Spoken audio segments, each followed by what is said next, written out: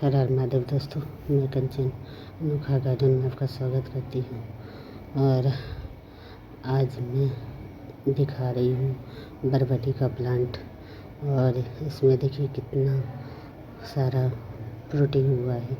और ये देखिए हर जगह फ्रूटिंग हुआ है और बहुत सारा हार्वेस्टिंग भी किए हैं।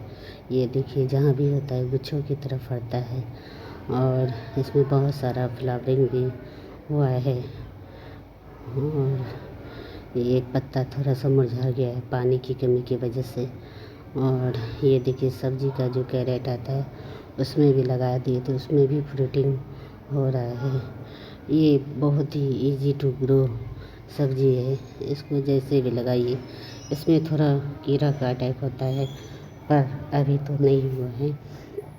वीडियो अगर अच्छा लगे तो वीडियो को लाइक कीजिए, शेयर कीजिए। Thanks for watching, bye.